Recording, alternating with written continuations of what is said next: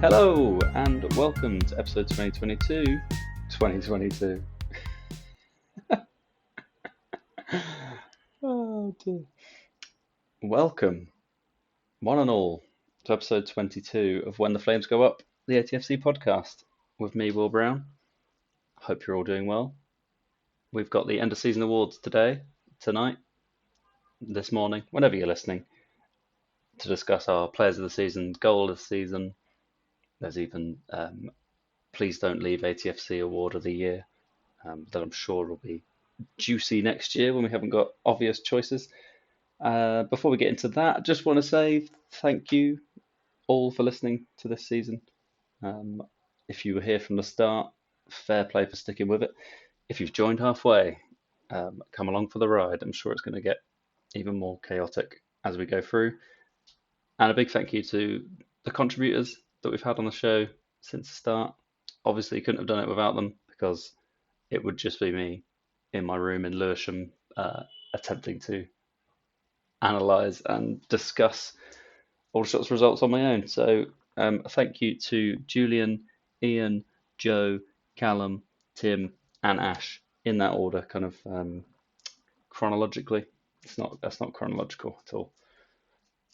In time appearances, I think, off the top of my head. Anyway, if you'd like to get involved next season, then please do. Email atfcpodcast@gmail.com. We don't bite. We just jump on a Zoom call once a week usually and discuss the results. Honestly, we're open to it. So just email and we'll stick them on the list that I send out once a week to see if people are up for it. That's all. Enjoy this episode and speak to you after. Right, welcome to the end of season awards. When the Flames Go Up, we're going to go around the room or the Zoom and give our kind of our entrant for the award. We're not going to. I don't think we're going to come to a decision on it. I think we'll just go as these are the awards that we're giving out from each person. The first one is Player of the Season, which is a tough one. I reckon probably there's 3 maybe candidates, and there's 4 people on the call. So let's see. I'm going to come to you first, Ian. Who is your selection for Player of the Season this season? Only one choice for me, Lauren Tallage. Apart from when Tommy decided to put him on the bench, he was basically available the whole season, no injury issues. He started great on that opening day against Oxford City with a brace. He then was quiet until mid-September at Barnet. And then, of course, unfortunately, was quiet at the end of the season. But 19 league goals, 26 goals in total gives him the choice for me. Stokes, etc., worthy mentions because he was just absolutely on fire that first half of the season. Found things a bit harder in the second half, but certainly tried hard. And I think people will be mentioning Harfield as ever present, but I just can't have someone that has been involved in that defence and conceding that many goals. But I certainly acknowledge he's been a really, really good performer for us. So Lauren Tallage. Right. And Julian, are you going for anyone that's not those 3? That's really interesting you say that, Ian, because my top 2 are both defenders, and that shows you how much I know. And I'm looking at it myself, thinking, how can I have top 2 as defence when we conceded the record amount? But for me, it was between Ollie Harfield and Haji Manoga. Both of them would be first on my team sheet, and I decided to go for Ollie Harfield in the end. I was just thinking where he was at the end of last season compared to where he is now. Obviously, you mentioned every minute of every game. So you look for consistency, you look for players that can play more than 40 games. And, I think he was really consistent. He added so much to his game as well. So I'm thinking back to last-ditch challenges at Stockport, holding players off. And for me, again, the bit which I absolutely loved is the bombing forward from left central defence, which I think I first saw Wildston do it a couple of years ago, and was just so blown away that a defender is herring up the pitch, and when Ollie Harford was doing it and complimenting Ryan Glover, I just felt that was really, really good to see. So, sorry for waffling on, Will, but yeah, my vote goes to Ollie Harfield. No worries at all. Then we've got two different ones. Ash, you going for a different one as well for your player of the season? My top two was Tollage and Harfield. So for me, I squeezed it with Harfield, just because he has been ever present. Yes, we've had poor defensive performances, but he's also contributed across the pitch. And when you've seen like a bad result in the defensive area, you've gone, but Ollie Harfield did contribute going forward, and he did contribute in other ways. I get, obviously, Tollage was top of nearly every single other stat. But for me, personally, someone playing every single minute of the game and playing, I believe, a new position for this season as well. So I believe he was out wide last season. I could be wrong with that, but he played in a new position every minute of every game and stood out throughout, and also winning the fans player of the season as well. Really shows that the fans see his contribution, and he's fine. He's 100% my player of the season. Love that. I'm going to make it a split decision. For me, it's Laurent Tolage. The stats, as Ian have said, is probably enough to win it for me anyway. But I think just the absolute joy of watching him turn defenders so consistently all season. I don't think anyone's seen a striker like that for Aldershot for a long time. He just made me believe that we could score at any moment because he's got something special. So he's put fun back into it for me, and watching him's great. So Laurent Tolage for me for player of the season. Grand. No other shouts. I mean, I know. Yeah, it's strange that Stokes didn't get much more of a mention, but maybe he'll get some mention later on in the really awards. Good is that we've got 4 or 5 options, which every season for the last however many I can now remember, 4 or 5 options for player of the year. No one's mentioned Ryan Glover tonight, and I thought you would, Will, actually, because I know how much you love Ryan Glover. He was on my mind. I thought he might be. But to have 4 or 5 players in the frame, I think tells you what a great season it was and how entertaining it was for us all. Yeah, absolutely. You look back at our previous player of the years. Obviously Tyler Cordner last season. He was basically nailed on from about February anyway. There was no other shining lights in that team. The year before that, Mohamed Silla was quality for a bit. And then Josh Reese the year before because he scored goals. Mad. I'll look back at that my own time. That was just nice to look back at the old player of the seasons. The next award is goal of the season. This one's a bit more of a kind of, doesn't have to be the best goal because it could be by hook or by crook. But yeah, we'll go with goal of the season.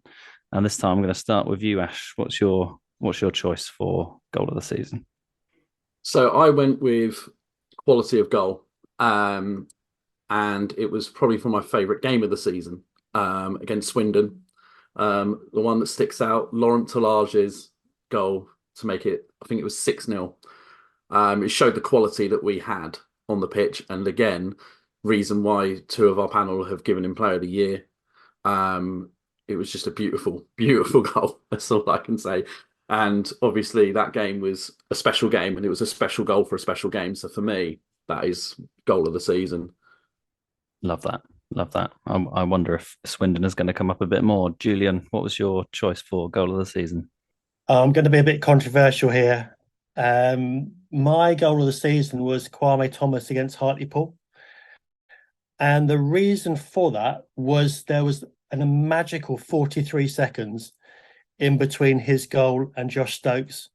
And that 43 seconds was just an unbelievable feeling. And you know that emoji that's got the shocked face with the big eyes? I looked around the East Bank and everyone was going, oh my God, what's just happened?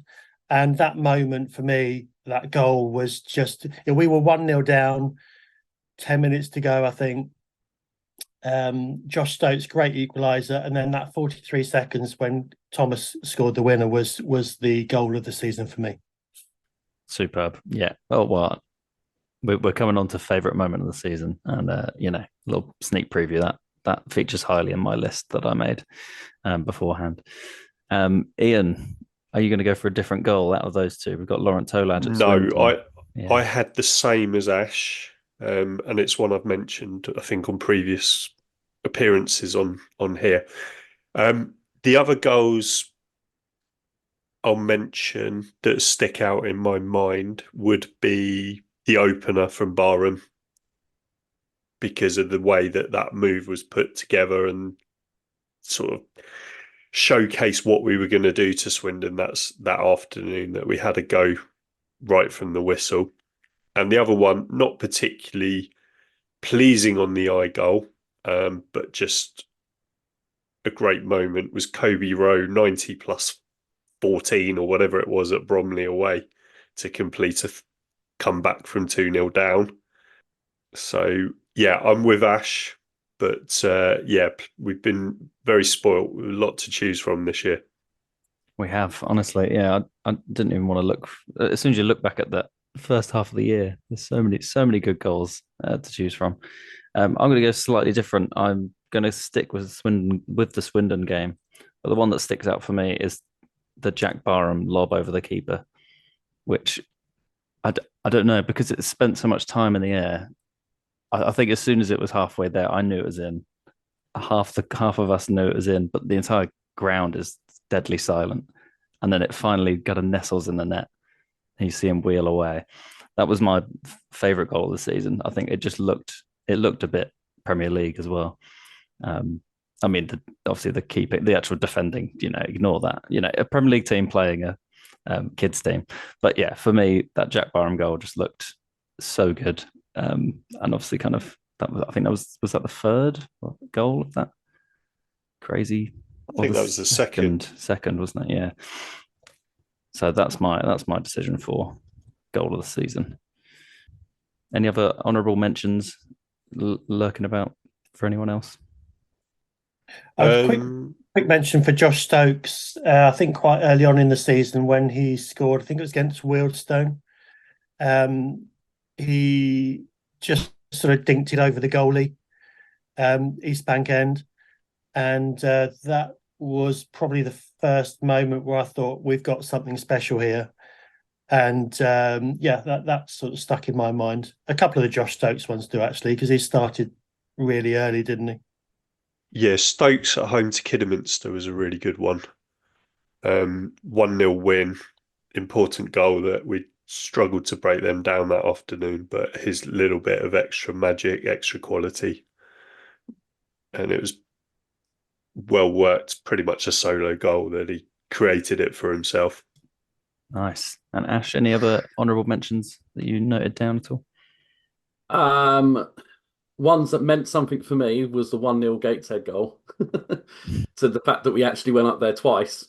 I was one of the victims that drove up there twice, and managed to beat them 1-0 after all the banter they gave us. I think that's not maybe the best goal of the season, but is the goal that stuck with me. It's still fresh in my mind. So that was on the notes, but I couldn't give it any other goal than the one I gave. Great stuff. So there's our selections for goal of the season. I also had Ollie Bray at West Brom, just as a moment. I don't know.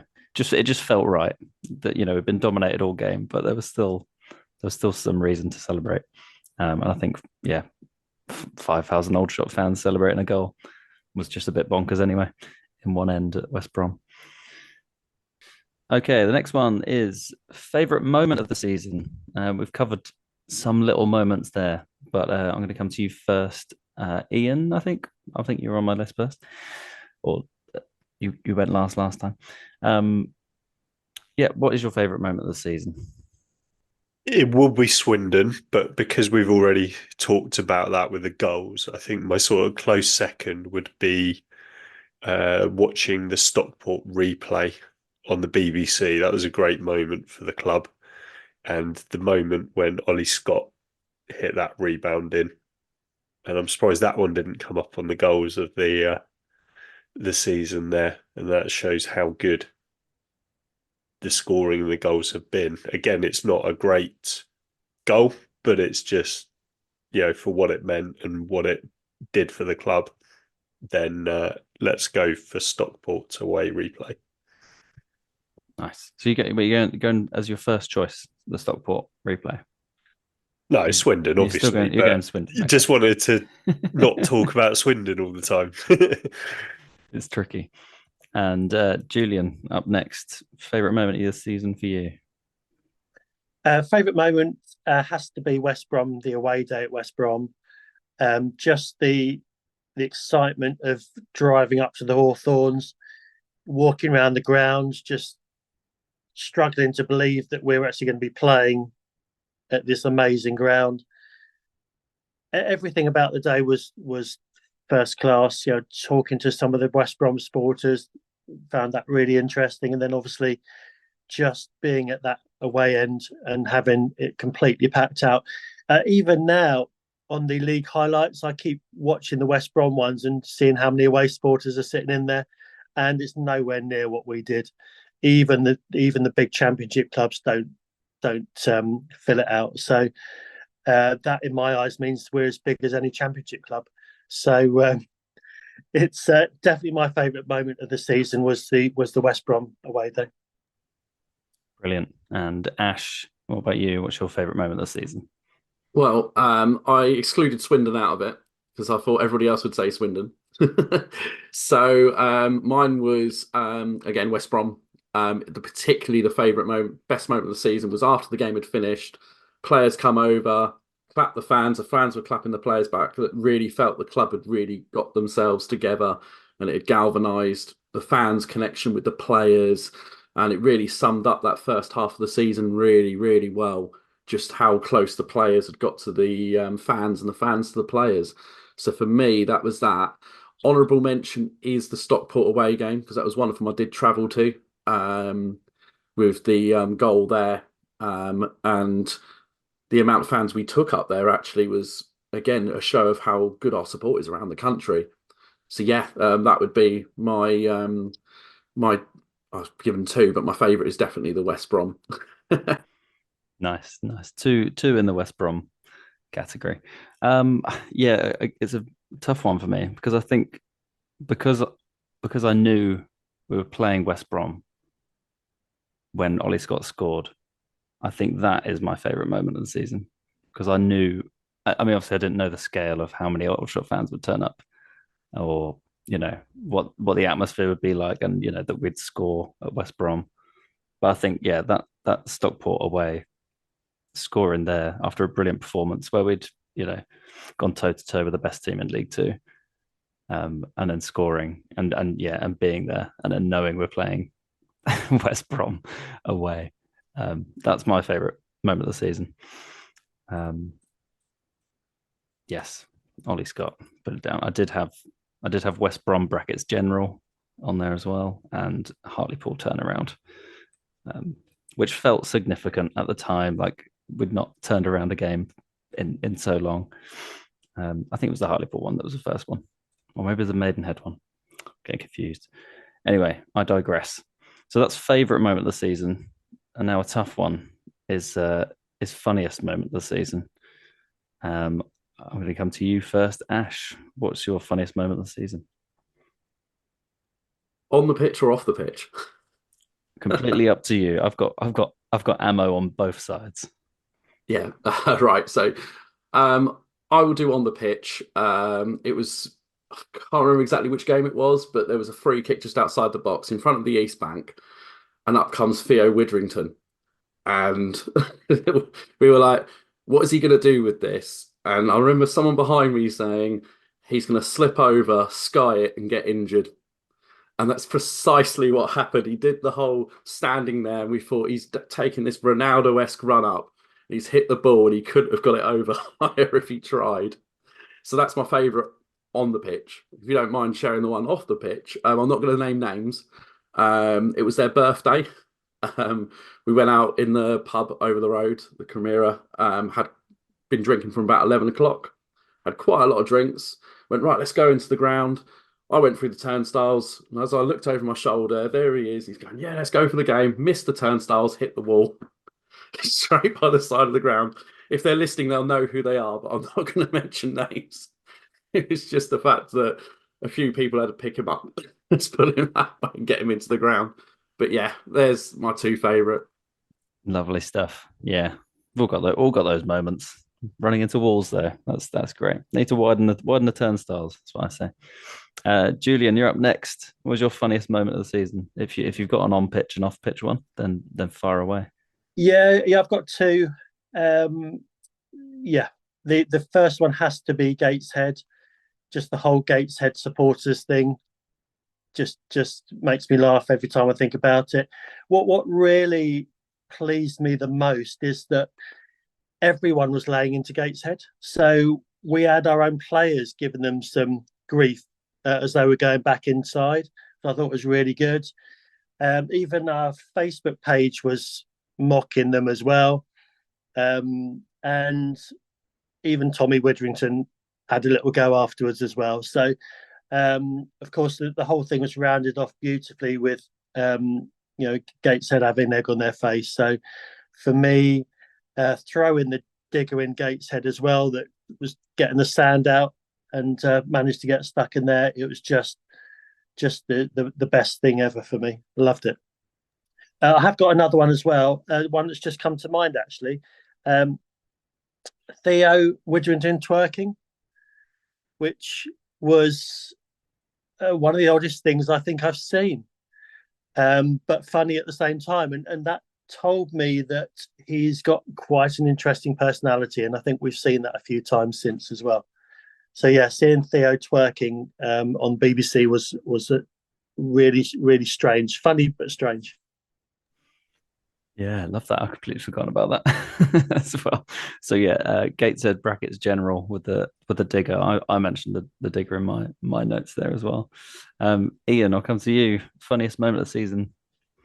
Yeah, see earlier in the podcast that my Gateshead rant, that is amusing, and Julian's put it far better than I could. So off-field Gateshead, and I think on-field, I was struggling to think of this one, but Wildstone's pitch, that was quite amusing. Watching a long ball go up in the air, and then when it bounced, it immediately would just die. And just watching a 3-3 draw on that was quite an amusing game of football to watch, in terms of I can't believe what I'm seeing here of a professional football match. Love that. Yeah. Yeah, I've only got, well, other the Gateshead digger, and I think just Gateshead in general. I've only got two that, but they're both kind of just mocking us, really. It's Eastleigh away, not having a keeper and putting Tolaj in goal. And then I think the funniest moment was the substitution to bring on Kwame Thomas, and then swap shirts and get him in goal. Like it was some sort of tactical masterstroke to put Thomas in goal, move Tolaj forward. He's rested enough now, so I think he can go and get some goals up the other end. And the other thing was the Macoma sending off at Maidenhead. I think that place is cursed for centre backs. That I don't know, crocked centre backs. I don't want to say. I mean, Macoma might not be crocked. I mean, he's had a terrible injury. I'm sorry, but yeah, coming on and then immediately getting sent off for swearing at the ref was at the time infuriating. But looking back, that's very funny. Yeah, I mean, there was a lot of moments where you had to laugh, otherwise you would have cried. You know, Maidenhead away, for example. Bishop Stortford was one for sure. Them not winning for about 4 months afterwards was Fold at home would be another. The goal difference in general, that was funny. Yeah. So anything like that was funny, but You not had at the to make time. You it had funny. to be there. Yeah. Yeah, that's the thing. Well, at least we've got funny moments coming out of our ears, really, haven't we? Or out of our ears. I'm not really sure that works. Out of our mouths.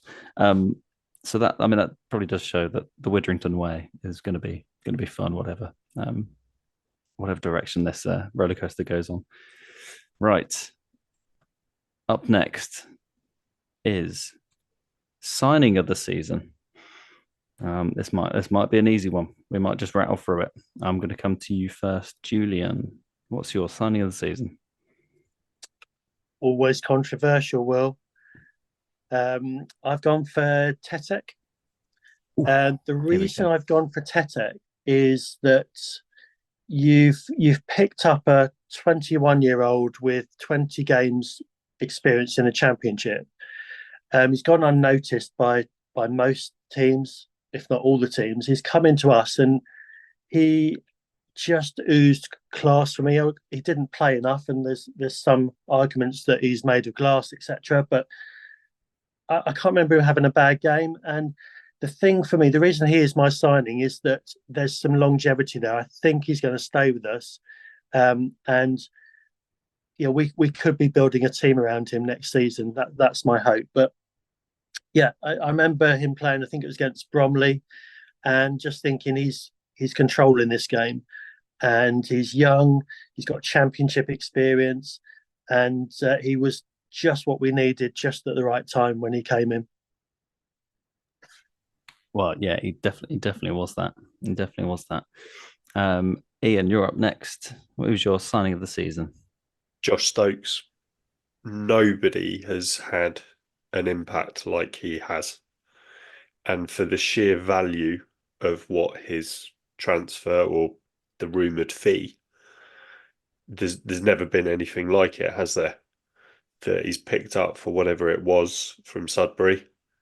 He's had an unbelievable half of the season, and we've cashed in at exactly the right time, I think, because obviously his form has levelled off, but he's still an absolute class player. So Josh Stokes for sure, and it'd be the signing of any season for Aldershot Town. But I love Julian's Tetek shout. That's a great signing. Really liked watching him, and we looked always a much better side with him in it. And in any other season, Tetek would probably be way up there again. Ash, are you going to go for either Tetek or Stokes, or a different one? For me, it was Stokes. This is the easiest question. The impact he's had, the fee we paid, the fee we got, it just makes sense. Putting him aside, on my list, I did have Tetek and Tolaj. It's the other two. I think overall we've had a brilliant transfer season this season. We're bringing players in. It'll be interesting to see if we can keep them now. Yeah, absolutely. Yeah, so I'm gonna complete it by saying Josh Stokes. I think, yeah, obviously for those reasons and the fact that he's off to Bristol City this summer, just very happy for him. He's been brilliant. It's been great to watch. It's been entertaining. He's kind of summed up the kind of bullish and exciting energy that Widdrington is likely to have for the rest of his time at Aldershot. And I'm sure we'll find someone in Josh Stokes' mould, but they won't be anywhere near him. And that's not, that's nothing against that player. That unfortunately you are not going to be Josh Stokes. And always, yeah, I think I was speaking to my mate Dan, and he was like, I actually want him to do well. Whereas a lot of players leave the club, and I'm not really that invested in them. I'm invested in Josh Stokes, and yeah, that's why he's my sign of the season. Do you think he's going to get a shout next season for Bristol City, or do you think they're going to loan him out? Ooh, probably not. I think it was probably too much. Definitely first half of the season, you're getting loaned out for sure. But I would imagine the way he's performed this season that he will want to go somewhere for a whole year. I think he needs that like stability to stay in one place. I mean, he's been jumping about a bit for the last 2 seasons. I think alone, definitely. I'm not sure where. Yeah, he's going to be. I would hope that he would have a League One team after him, probably nearer to Bristol. So just trying to think of any around the Bristol. Well, Bristol Rovers. No, they wouldn't loan us to Bristol Rovers. Oh God, no! You made me worry he's going to be at Forest Green. The suggestion was from somebody I know, Newport County. I know that's League Two, but they do get a lot of loanees from Bristol City. So that's where my money would be. And I think we had this question on the pod in January when he moved or the signing was done. And I think at that time I thought he would get a shot, but because of how the second half of the season's panned out, I think he needs some time in League Two or One. Yeah, I agree. Just another point on Josh Stokes. Looking at some figures with regard to the bookings for National League, and Josh Stokes received the most bookings for the National League, managed to get 14, which I thought was quite impressive. It's unbelievable. Did he only get one suspension from the yellow cards as well? Because was it scrubbed after a certain amount of time? I can't remember. Yeah, They do scrub them. So I think after the final date, he just went mad and was just getting booked all the time. Yeah, because it's when you get to 10, but he was okay on that deadline. And yeah, unfortunately, his only suspension was the second yellow at Woking, which obviously, sadly, meant he missed West Brom. Well, yeah, actually, that's probably, if we had a category for saddest moment, I reckon that probably was. That wasn't fun. After all this talk of fun, I mean, now I've been taken back to being at the Kingfield in the drizzle, watching him get his second yellow. Grand, right? Signing of the season done. Josh Stokes has got 3 out of 4 of our votes there, as to be expected. Next, we come into best home performance and then best away performance. So we might as well do these together. You can mention both your home and your away. And I'm going to come to you first, Ash. What was your best home and best away? Oh, this is performance of the season, I guess. So mainly on the pitch, but feel free to go off beast. So home game, I went with our 2-0 win against Oldham. One of the best form away sides in the league. They were coming into it thinking that they would get something, and I thought we played very well. We were never in danger of actually losing the game. I thought that was the home performance. I think it was just a good all-round team performance. And the away one, I went with the Stockport County. I think that's the best I've seen us play all season in defensively, because obviously they were flying at the top of the league, managed to keep a clean sheet against them, which nobody expected, and the 1-0 victory away from home was a snatch and grab. So that's my home and away. Nice. Some good selections there. Ian, what were your best home and away performances from your point of view? Home would be Altrincham, the one that was on TNT cameras, similar to the Oldham game, where really good home performance against a decent Altrincham side. And it was in that sort of period where we'd had a sticky January, letting in a lot of goals, and the clean sheet and how we responded to that period was very, very good. Barnet at home, Oldham at home, it was just a real period of good home performances. Away, Swindon, obviously, but want to mention some other important away performances. Solihull away back September, October, wasn't it? Where that kind of, you started to see the signs of a good side. So those were really impressive. Halifax away, February, I think it was. That was a really good one. And again, it looked like we'd be beating them or finishing above them at that point.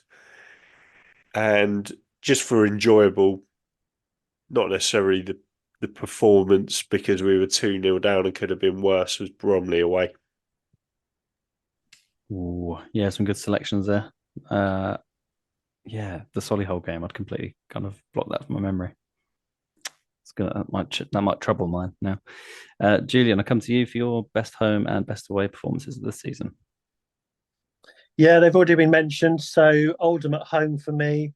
Again, for what Ash pointed out, Oldham were on a fine run of form away from home. They hadn't lost away for 5 months.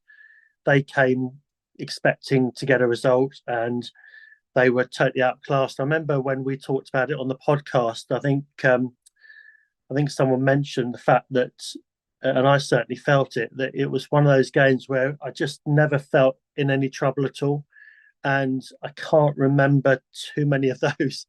Um, not only for this season but for previous seasons. It felt as comfortable as can be, and just watching players like James Norwood up front looking totally lost for Oldham. Their right wing back, I think I mentioned it on the pod, that was hooked after about 20 minutes, just had no answer to what we were throwing at them, and it was a clean sheet. And I think that game for me was the have we found our best back three? Haji Minoga in the centre, Mayne and Harfield, and it was on the back of the Altrincham clean sheet as well. So it felt for the first time as if we had finally sorted out our defence and we were still looking dangerous going forward. So for me, it was the Oldham home game without a shadow of a doubt. The away one was Bromley, being 2-0 down. Didn't manage to go to the game, but I was listening to it, and being 2-0 down after I think 9 minutes, it was that, shall I bother listening to the rest of it? And I did. And as I think Ian's already pointed out, to score the winning goal in 14 minutes plus time, just again showed everything that we needed to do, and wouldn't surprise me if Bromley actually go up this season. Yeah, we'll wait and see. Yeah, it's tough for me. The home one for me. Now I've listened to you talk about these actually good performances. I went for the Maidenhead at home when we were 2-0 down. Probably the worst 20 minutes start to a game ever, to be 2-0 down, especially against Maidenhead, who I think before we played them, in our heads, this was the easy game. This was the banker. But the response from going 2-0 down, scoring 2 in 2 minutes, and then sealing the deal to make it 3-2, and then scoring the fourth in like the last minutes, Laurent Tolaj. I think it just had it all. I think if we were looking, obviously we talked earlier about the Dagred summing up the season. I think it's quite easy to forget how dreadful we used to be at going 1-0, 2-0 down and not being able to turn it around. And if that summed up our kind of home vibe this season, it was that, going 2-0 down and coming back to win 4-2. And the away one, I feel like now I've approached the Maidenhead one by saying the first 20 minutes were actually rubbish. I feel like I've probably got to go with the best away performance as a Stockport away. It was the complete performance. Watching it back and being able to get that goal when we did, the kind of perfect time. And we didn't look like we were playing defensively. We didn't look like we were scared of the occasion. We were very confident, and obviously what it meant in the end as well. That's when I felt like, it's somehow beaten Bromley away, which was absolutely insane. But for me, it's Stockport away for best away performance. Any other honourable mentions for home or away performances? I feel like we've got a lot. I mean, you could say Oxford City at home just to get it all underway. That set the tone for the season, even though they ended up rock bottom last. That was a good sign of things to come. Yeah. Also, I'm going to add in Lewis at home because of how horrible we are against lower league opposition. Usually, being able to put them to the sword with a Tolaj hat-trick was great. Grand. Right. We have 2 more awards to give out. The next one is best non-football moment of the season. Now, have people shot their load too early with the funniest moment of the season? I don't know. Let's find out. Ash, I'm going to come to you first. What was your best non-football moment of the season? I really struggled with this one. Because I didn't quite. So it's not allowed to be related with football. It absolutely can, but maybe not the 90 minutes is what I'm thinking. Okay, it can be in 90 minutes, but not the football action. Right. Yeah. I think it's going to be the Gateshead Aldershot Twitter. I think that's going to be because the fact they just gave it so much to us and then everything's turned out to go our way has to be that. I just can't see past that as mine. Nice. Kicking things off strong. Julian, come to you next. What's your best non-football moment of the season? For me, it was quite an easy one, really. I had the pleasure of being part of the media team for the England C game earlier on this season, and for me to be there to interview Ollie Harfield, to be there when he's having his England cap presented to him, was a really special moment for me, and really enjoyed it. And it was just a great evening, not having to be super stressed about the match, almost watching it from a neutral point of view as well. So the England C game for me was that moment. Lovely stuff. And Ian, what's yours? Yeah, Gateshead as well. Just that's kind of cheered me up after we missed out on the playoffs. So Gateshead as well.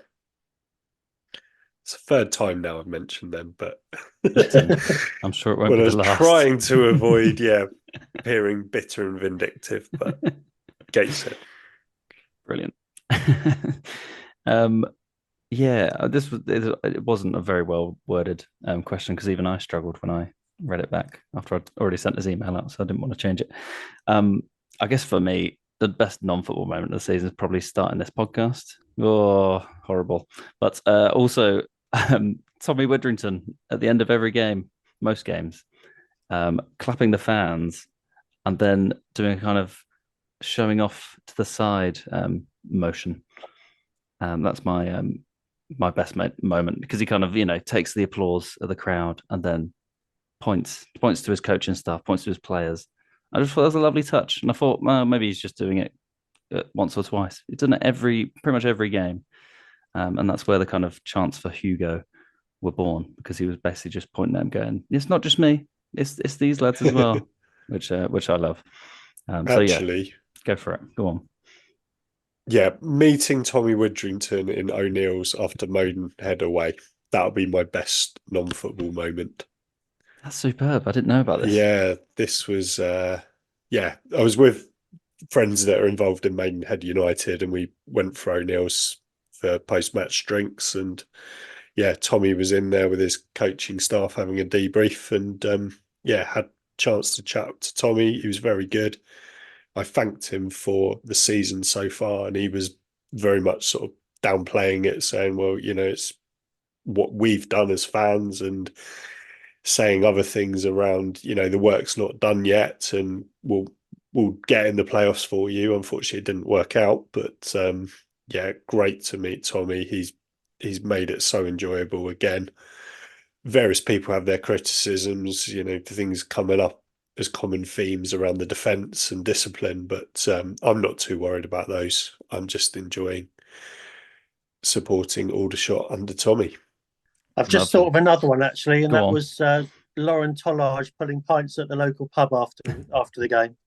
Yes, and playing darts. That was good. That could probably go in at all sorts. That could go in funniest. That could probably tip him over to signing of the season, to be honest, just the fact that he came in the George. Well, I've mentioned him now, but the last award, which is probably going to be award every season because someone's got to leave. It's the Please Don't Leave ATFC Award of the season. I'm going to come to you first, Julian. Who gets your vote for this award? I would imagine that this is the only one where we're all going to agree on. It's got to be Lauren Tollage. He would be the one that you would be most disappointed to see go. Whether or not he stays, I can't see it happening, to be honest. He's been super consistent. I think we said it earlier on with Josh Stokes. We're really looking forward to seeing where he ends up with his career, and again, Tollage will be another one where, if he does go, you can't really not knock him for that. He's been superb. We don't want him to leave, but the reality is, he probably is going to go. Yeah. We'll whisper it for now. He's still contracted. There's many things we can do. Anyone got any legalese we can pull out before he gets signed? Ian, you're up next. Is it Tolaj for you as well? It is for sure. Lauren Tolaj, we need him next year. The impact he's going to have and the void that would be left if he goes. I also would be concerned about Tetek, that championship experience, the fact that he's dropped probably further than he should have, really. So Tetek would be a close second on that, and please don't leave, or please re-sign again for next year. Absolutely. And Ash, what about you? Tollage, without a doubt. After the postponement in Gateshead, the players and the coaching staff came out to the reception area and we were talking a lot. I did say to Tollage, "He's staying for another year." And he just went, one more year. And that was it. That's all he said to me about. But everybody asked him the same question: please stay another year. Other than Tollage, I think someone who will be very important potentially is Barrett as well. Worthy mention. So obviously, we had Tetek, but Barrett filling that gap for Stokes, I think, will be something that we need. And I think if he makes the improvements he says he's going to make, I think we're in for a very good season if we can keep Tollage and Barrett in the same team. I mean, both of them would be great. My award for this one is definitely going to Tolaj, for all those reasons. One more year would be unbelievable. I just worry if we can actually give him a worthwhile reason to stay, and would he be able to score 20 goals next season without the support of Stokes and Barham? I don't know, but from what I've seen, he can probably do it all himself and get at least 15 without the help. So that concludes the end of season awards for this year. Some good memories there. So, some more memories than we've had combined in the last 3 or 4 years, I think. So it'd be interesting to see what this is like when we have a bad season. Grand. Any final thoughts? We've got 1 minute 30 left on this call. Who wants to shout in and say something about the end of season? I would just say it's been better than we'd ever hoped. Ian mentioned it earlier on, that Oxford game. I was really looking forward to seeing what was going to happen. They didn't particularly blow us away in pre-season. I remember Tollage struggling against Farnborough, but that first game against Oxford told us all what we needed to know. We knew we were going to be on a roller coaster ride, and we were. There it is, the roller coaster. Anything else from you, Ian? Yeah, I'm thinking back about this season, think way back to 2006-07, that was Terry Brown's last season. It was a roller coaster ride then. We had some great performances and some poor performances, but some key signings were made that summer, and that led to the magic of 07-08 with Gary Waddock. And maybe we're in that position now, that this is our 06-07 to the 07-08. Love that. And Ash, you've got about 10 seconds before this call goes. What's your final throws?